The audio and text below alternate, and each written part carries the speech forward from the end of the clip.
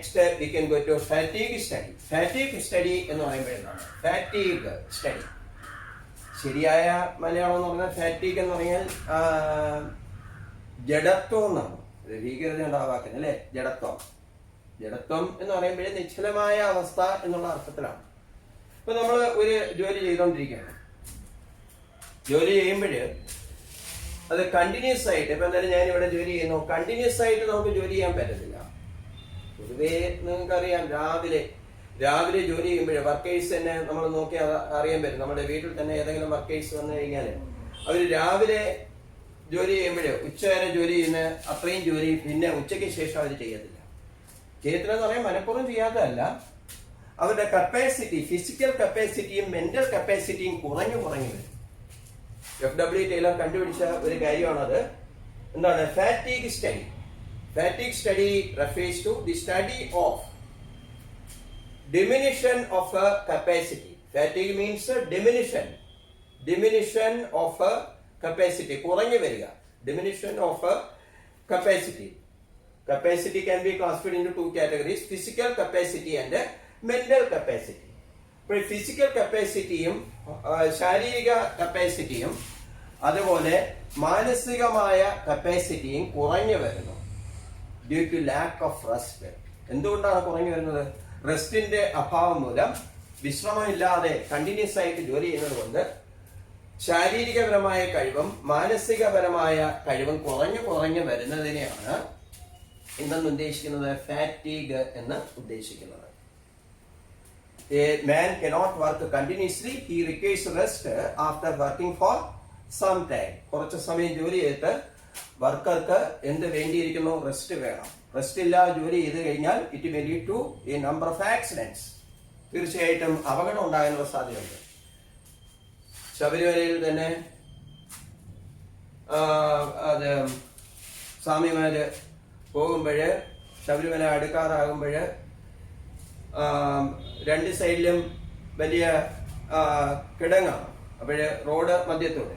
അപ്പോഴ് തീർച്ചയായിട്ടും ഡ്രൈവർ ഒന്ന് ഉറങ്ങിപ്പോയി കഴിഞ്ഞാൽ അപകടം ഉണ്ടാകും. ഏതാണ്ട് ശബരിമല അടുക്കാറാകുമ്പോഴ് സ്വാമിമാരെല്ലാം കൂട്ട ശരണം വിളിക്കും. സ്വാമിയെ എപ്പോ എന്ന് വിളിക്കും.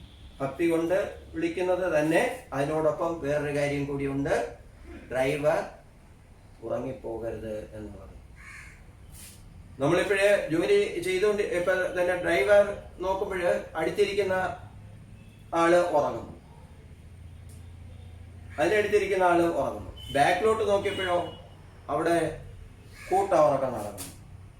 ഓട്ടോമാറ്റിക് ആയിട്ട് ആരും ഉറങ്ങിപ്പോകും? ഡ്രൈവറും ഉറങ്ങിപ്പോകും. നിങ്ങളിപ്പോ ക്ലാസ്സിലിരിക്കുന്ന കുട്ടികള് ഉറങ്ങുന്നു, കൂടുതൽ പേരും ഉറങ്ങുന്നു. ഞാൻ പഠിപ്പിക്കുന്നത് നിങ്ങൾ ശ്രദ്ധിക്കുന്നില്ല. അങ്ങനെ ശ്രദ്ധിക്കാതെ വരുമ്പോഴ് ഉറങ്ങുന്നതായിട്ട് എനിക്ക് തോന്നിക്കഴിഞ്ഞാൽ തീർച്ചയായിട്ടും ഓട്ടോമാറ്റിക്കായിട്ട് ഞാനും എന്ത് ചെയ്യും? ഉറങ്ങിപ്പോകും. ഉണർവോടെ ഇരുന്നാൽ മാത്രമേ നമുക്ക് ക്ലാസ് മുന്നോട്ട് പോകാൻ പറ്റുള്ളൂ. അപ്പോഴേ ഫാറ്റീഗ് സ്റ്റഡി ഏതാണ്ട് ഒരുവിധം മനസ്സിലായെന്ന് ഞാൻ വിചാരിക്കുകയാണ്. ഫാറ്റീഗ് സ്റ്റഡി എന്ന് പറഞ്ഞാൽ എന്താണെന്ന് മനസ്സിലായി. How fatigue can be avoided. Fatigue എങ്ങനെ ഒഴിവാക്കാൻ പറ്റും? എന്ന് വെച്ചാൽ management should give rest intervals while the workers are performing their job. It is the duty of a management to give adequate work intervals. യാതൊരു സംശയവും വേണ്ട, മാനേജ്മെന്റ് എന്ത് കൊടുത്തിരിക്കണം? റെസ്റ്റ് ഇന്റർവെൽസ് കൊടുത്തിരിക്കണം. റെസ്റ്റ് ഇന്റർവെൽസ് എന്നാണ് പറയുന്നത്. FW ടൈലർ പറയുന്നത് rest intervals എന്നാണ്. റെസ്റ്റ് ഇന്റർവെൽസ് എന്ന് പറയുന്നത് അവിടെ ഉദ്ദേശിക്കുന്നത് വർക്ക് ഇന്റർവെൽ എന്നുള്ളതാണ്. ഇടവേള കൊടുക്കണം. എന്തിന്? ഒരു ജോലി ചെയ്യുമ്പോൾ തീർച്ചയായിട്ടും വർക്കർക്ക് ഇടവേള കൊടുക്കണം. അപ്പോൾ ഫാറ്റീഗ് സ്റ്റഡി എന്തിന് സഹായിക്കുകയാണ്? ഫാറ്റീഗ് സ്റ്റഡി ചെയ്യുമ്പോൾ മാനേജ്മെന്റിന് ഒരു കാര്യം മനസ്സിലാക്കാൻ പറ്റും. എന്താണ്? The study of work intervals. While performing a work, the worker should get adequate work intervals. ഇത് മനസ്സിലാക്കുന്നതിനുള്ള പഠനത്തെയാണ് എന്തെന്ന് പറയുന്നത്? ഫാറ്റീഗ് സ്റ്റഡി എന്ന് പറയുന്നത്. Thus, the management can avoid accidents. Workers ജോലി ചെയ്യുമ്പോൾ മാനേജ്മെന്റിന് എന്ത് ഒഴിവാക്കാൻ പറ്റും? ആക്സിഡന്റ് ഒഴിവാക്കാൻ പറ്റും. കണ്ടിന്യൂസ് ആയിട്ട് ജോലി ചെയ്താൽ എന്തിനുള്ള സാധ്യത? ആക്സിഡന്റ് ഉണ്ടാകാനുള്ള സാധ്യത. ഇനി അവസാനത്തെ ടെക്നിക്കിലേക്ക് നമ്മൾ പോകണം. ഡിഫറൻഷ്യൽ പീസ് വേജ് സിസ്റ്റം എന്ന് പറയും.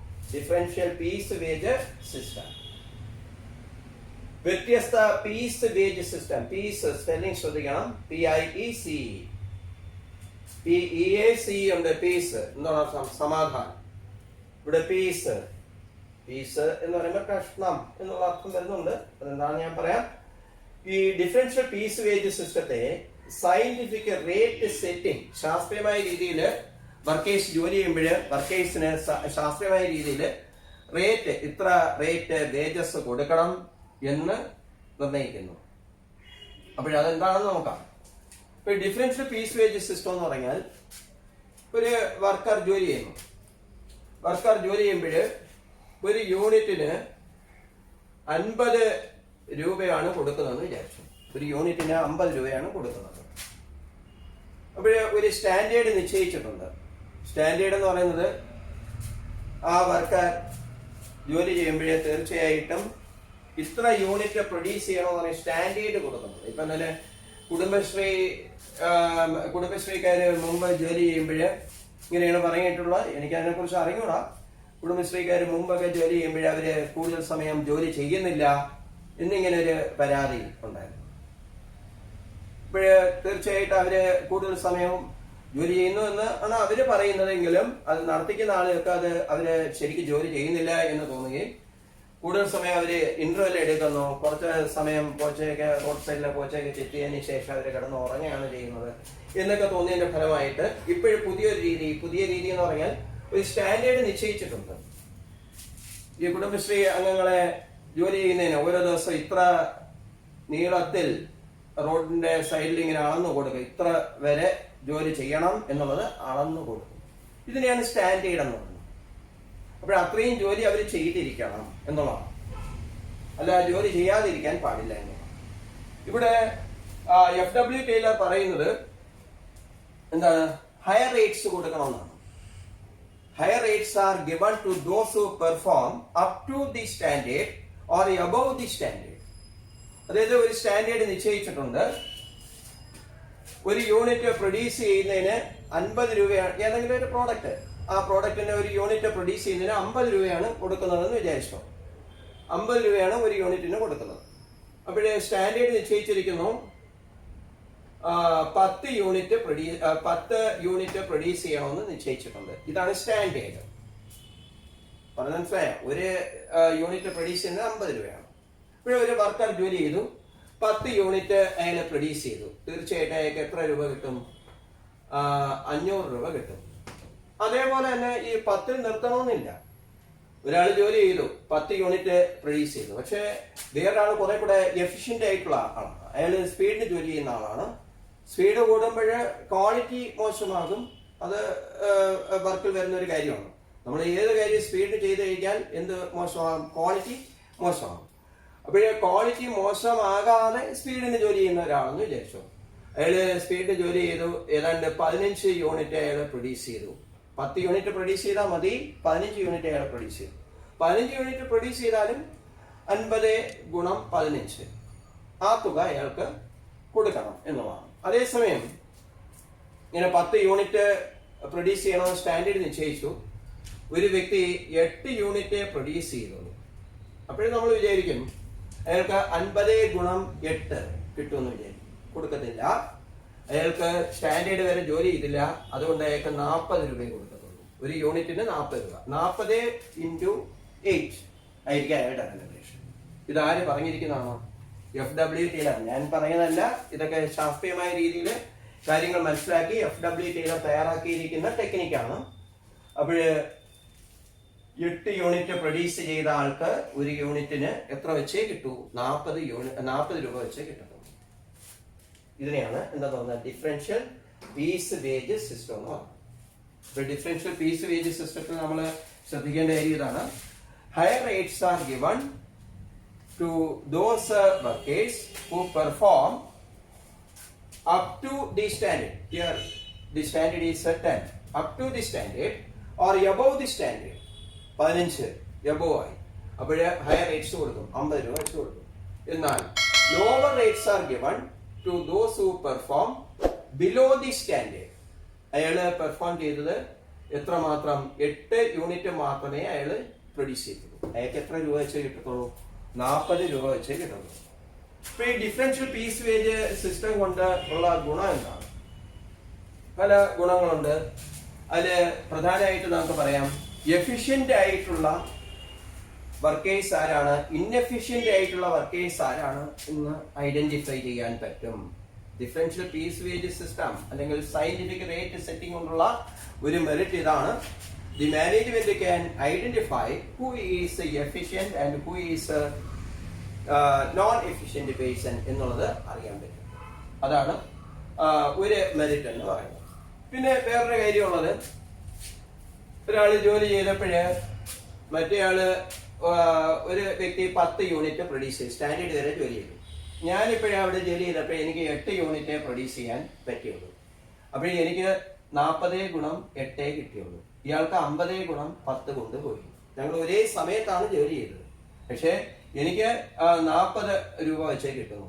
അപ്പോൾ എനിക്ക് എന്റെ മനസ്സിൽ തീർച്ചയായിട്ടും ഇങ്ങനെ ഒരു തോന്നൽ വരും. എന്താണ്? അടുത്ത ദിവസം ഞാൻ എത്ര യൂണിറ്റ് പ്രൊഡ്യൂസ് ചെയ്യണം? 10 യൂണിറ്റോ അതിന് മുകളിലോട്ടോ ഞാൻ പ്രൊഡ്യൂസ് ചെയ്യണം. മറ്റേയാൾ 10 യൂണിറ്റേ പ്രൊഡ്യൂസ് ചെയ്തുള്ളൂ. 10 യൂണിറ്റ് എങ്കിലും ഞാൻ പ്രൊഡ്യൂസ് ചെയ്യണം, അല്ലെങ്കിൽ അതിന് മുകളിലേക്ക് ഞാൻ പ്രൊഡ്യൂസ് ചെയ്യണം എന്ന് എനിക്കൊരു തോന്നൽ വരും. അപ്പോഴ് ഒരു അഡ്വാൻറ്റേജ് ഇതാണ്. എന്ത് നമുക്ക് പറയാം? It increases the efficiency of a worker. Inefficient worker tries to maximise his performance. Inefficient ആയിട്ടുള്ള വർക്കർ അയാളുടെ എഫിഷ്യൻസി കൂട്ടുന്നതിന്, പരമാവധി ലേക്ക് കൊണ്ടുപോകുന്നതിന് അയാൾ ശ്രമിക്കും. അതാണ് രണ്ടാമത്തെ അഡ്വാൻറ്റേജ് എന്ന് പറയുന്നത്. ഇനി മൂന്നാമത്തെ അഡ്വാൻറ്റേജ് ആയിട്ട് പറയാം, ഇറ്റ് ഇൻക്രീസസ് ഔട്ട്പുട്ട്. മൊത്തത്തിൽ അത് എന്ത് വർദ്ധിപ്പിക്കുകയും ചെയ്യുന്നു? ഔട്ട്പുട്ട് അല്ലെങ്കിൽ പ്രൊഡക്ഷൻ വർദ്ധിപ്പിക്കുന്നു. മൊത്തത്തിൽ പ്രൊഡക്ഷനും വർദ്ധിപ്പിക്കുന്നു. അപ്പോൾ ഡിഫറൻഷ്യൽ പീസ് വേജസ് സിസ്റ്റത്തിൽ 3 അഡ്വാൻറ്റേജസ് ആണ് ഞാനിവിടെ പറഞ്ഞത്. Management can identify efficient and inefficient workers. Number 2, inefficient worker tries to improve his performance. Number 3, it increases output, it increases production. അത് എന്ത് വർദ്ധിപ്പിക്കുന്നു? പ്രൊഡക്ഷൻ വർദ്ധിപ്പിക്കുന്നു എന്ന് പറയാം. ഇത്രയും മനസ്സിലായല്ലോ.